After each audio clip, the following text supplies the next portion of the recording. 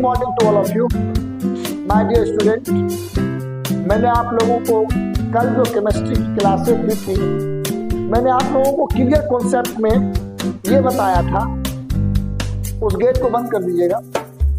मैंने आपको clear concept में ये बताया था कि हम लोग केमिकल रिएक्शन में क्या लिखें, कैसे लिखें, हमारे को ये कॉन्सेप्ट कहाँ से आएगा कि कोई भी केमिकल रिएक्शन जब हम लिखा जाता है तो उनमें किन किन बातों का ध्यान रखा जाता है। तो मैंने आपको सीधे तौर पे बताया कि देखो टोटल 118 एलिमेंट है।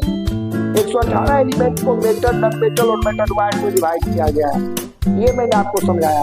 फिर मैंने कहा कि मेटल्स, नॉन मेटल और मेटल वाइड के बारे में हमें जानना है कि मेटल, नॉन मेटल और मेटल वाइड किस तरह से कैटेगराइज किया गया, किस तरह से हम उसे पहचान पाएंगे, ये मेटल है, ये नॉन मेटल है या ये मेटल वाइड्स है, ये जानना काफी जरूरी है। इसके लिए मैंने कहा कि आप लोगों को नेल्स बोर्ड को पकड़ना होगा। नेल्स बोर्ड का इलेक्ट्रॉनिक कॉन्फ़िगरेशन आपको जानना होगा। और फिर मैंने नेल्स बोर्ड के इलेक्ट्रॉनिक कॉन्फ़िगरेशन को बहुत डिटेल में बताया है, पिछले क्लास में भी, कल के क्लास में भी, जिसमें कहा गया कि इलेक्ट्रॉन्स होता है वो सेल में न्यूक्लियस के चारों तरफ घूमता है और सेल्स के नंबर्स होते हैं KLMNOP, और हर एक सेल्स में नंबर ऑफ इलेक्ट्रॉन भी फिक्स होता है। हर एक सेल की अपनी एक एनर्जी लेवल होती है। अब पहले सेल में 2, दूसरे में 8, और फिर मैंने कहा कि ऑक्टेट रूल होता है।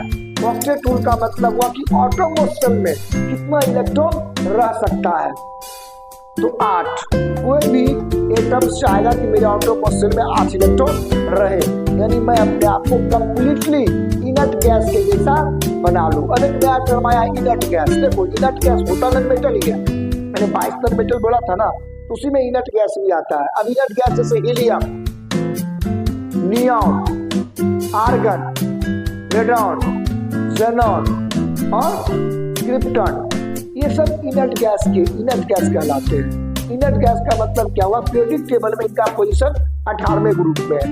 किस ग्रुप में है? 18वें ग्रुप में। इनके ऑटोमोस्ट सेल में नंबर ऑफ इलेक्ट्रॉन फिक्स होते हैं, जैसे पहले में 2 है तो 2 है, बाकी जितने भी है ना सब के ऑटोमोस्ट सेल में 8 इलेक्ट्रॉन होते हैं, और वो 8 इलेक्ट्रॉन होने के कारण वो ना किसी से लेगा ना किसी को देगा, ठीक है। तो जितना भी रेस्ट ऑफ द एटम है, हमारे लाइफ का भी यही रूल है ना, हम क्या चाहते हैं कि जो स्टेबल है, जो परफेक्ट है, हम उसके जैसा बने। तो नेचर में जो भी चीज है, साइंस की बात भी करें तो साइंस भी नेचर के साथ ही चलता है, वहाँ भी स्टेबिलिटी मानी जाती है। हालांकि अभी मैं आपको लो 9-10 के लेवल की बात बता रहा हूँ, इसलिए मैं थोड़ा ऊपर नहीं जाना चाहता, आपके दिमाग से थोड़ा ऊपर जाएगा, लेकिन क्वेश्चन मोटा मोटी इसी तरह से हम चलाते हैं। आगे की क्लास में मैं इस बारे में बताऊंगा। तो ऑक्टेट रूल का मतलब हुआ कि ऑटोमोस्ट सेल में जितने इलेक्ट्रॉन होने चाहिए, 8 इलेक्ट्रॉन होने चाहिए पहले सेल को छोड़कर, उतना इनर्ट गैस में होता है। और हर कोई इनर्ट गैस के जैसा ही बनना चाहता है, इसके कारण वो रूल जोड़ के इस पॉलिसी को करता है। फिर मैंने क्या कहा, या आप कम से कम 30 तक याद करके आना। अब मान लो इससे फायदा क्या होगा, एटॉमिक नंबर अगर तुमको याद हो गया, अगर एटॉमिक नंबर याद हो गया तो एटॉमिक नंबर के बाद हम सीधी सी बात है, हम जानते हैं अगर हम एटॉमिक नंबर याद कर लेते हैं तो नंबर ऑफ इलेक्ट्रॉन और नंबर ऑफ प्रोटॉन भी हम समझ जाएंगे। जैसे ही number of electron, number of proton समझेंगे, हम नेल्स बोर्ड का इलेक्ट्रॉनिक कॉन्फ़िगरेशन बनाना शुरू कर देंगे। और फिर मैंने बताया कि लूज और गेन करना है, 1 2 3 लूज होता है, 1 2 3 गेन होता है।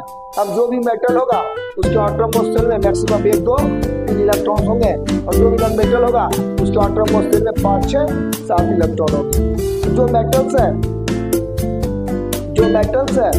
लिव इट, कोई बात नहीं, और ये फोन वीडियो में कोई फर्क नहीं पड़ेगा ना, तो ध्यान दीजिए। इनका फोन है, देखो के लिए। अब देखिए जो मेटल्स है वो क्या करेंगे, वो अपने इलेक्ट्रॉन्स को लूज कर देंगे। जैसे इलेक्ट्रॉन लूज किया वो पॉजिटिव आयन हो गया, और जो मेटल्स, जो नॉन मेटल्स है वो गेन करेंगे, जितना गेन किया वो उतना उन पे माइनस चार्ज हो जाएगा। मैंने ये भी कहा था कि ऑटोमोस्ट सेल में जो इलेक्ट्रॉन होते हैं उसको वैलेंस इलेक्ट्रॉन कहते हैं, और जितना लूज या गेन किया गया ऑक्टेट को पूरा करने के लिए उसकी वैलेंसी होती है। अब नॉन मेटल्स की बात करते हैं। सुनो लिसन, वेरी इंपॉर्टेंट पार्ट है ये। अब नॉन मेटल है, ऑक्सीजन में ऑटोम मोशन में 6 इलेक्ट्रॉन होते हैं, क्योंकि ऑक्सीजन का एटॉमिक नंबर कितना होता है 8, और ऑटोम मोशन में 6 इलेक्ट्रॉन्स होते हैं, सॉरी 8 इलेक्ट्रॉन्स होते हैं। तो पहला में 2 हुआ, ऑटोम मोशन में 6 हो गया, तो वैलेंस इलेक्ट्रॉन ऑक्सीजन का 6 होगा, लेकिन वैलेंसी कितनी होगी 2, क्योंकि 2 इलेक्ट्रॉन पे गेन किया और उसका ऑक्टेट पूरा हो गया। फिर मैंने कहा जब भी केमिकल रिएक्शन हम लिखते हैं, कितना टाइम हुआ अभी टाइम है हमारे पास, जब हम वैलेंसी लिखते हैं, जब वैलेंसी हमें पता चल जाता है, तब बात आती है केमिकल रिएक्शन में हम किसी चीज को लिखेंगे कैसे। तो मैंने तुम्हें बोला भी था, मान लो जैसे सोडियम है, अब सोडियम को Na ही क्यों लिखे, सीरियस ही बात है, एटम एग्जिस्ट नहीं करता है, वो मॉलिक्यूल्स के रूप में होता है, और जितना भी मेटल्स है वो सब मोनो एटॉमिक होता है, यानी उसकी एटोमोसिटी एक होती है, ठीक है, जितना भी मेटल है, और नॉन मेटल में इसे ऑक्सीजन है O2, ठीक है, तो इसका हो जाएगा Na2O। अब देखो केमिकल रिएक्शन लिखना कितना आसान हो गया। अब कैल्शियम और ऑक्सीजन को रिएक्ट कराओ, Ca प्लस O2 CaO। देखो अब ये पार्ट तो तुमको समझ में आ गया होगा, ये हम किस तरह से लिखते हैं, क्या ये पार्ट समझ में आया? सीधी सी बात है, हम एटोमोसिटी पे गए, उसके आधार पर मैं लिखना शुरू किया।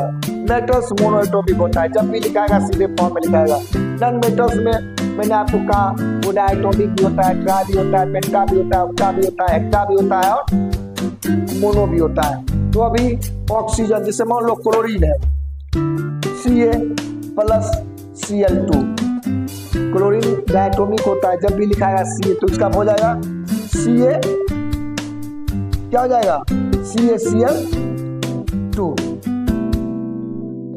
अब CaCl2 क्यों लिखे, ये तो भाई देखना पड़ेगा। देखो कैल्शियम का एटॉमिक नंबर +2, क्लोरीन का एटॉमिक नंबर -1, एटॉमिक नंबर नहीं सॉरी वैलेंसी प्लस, और ये प्लस इसलिए लिखा मैं कि ये मेटल है, माइनस मैंने इसलिए लिखा कि ये नॉन मेटल। अगर मैं भी लिखते तो चलेगा, लेकिन मैं बताने के लिए बता रहा हूँ, मैं क्लास में बताने के लिए बता रहा हूँ कि आपको ये बताने से एक इंडिकेशन मिलेगा कि प्लस का मतलब मेटल हो रहा है और माइनस का मतलब नॉन मेटल हो रहा है। क्लोरीन का एटॉमिक नंबर होता है 17, कितना होता है 17।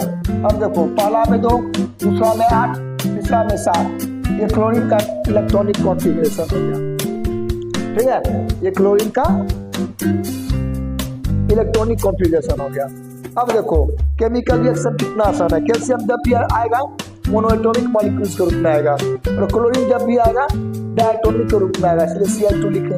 ये नॉलेज आ गया, ये लिखना कितना आसान हो गया, हम रिएक्शन लिखना सीख रहे हैं।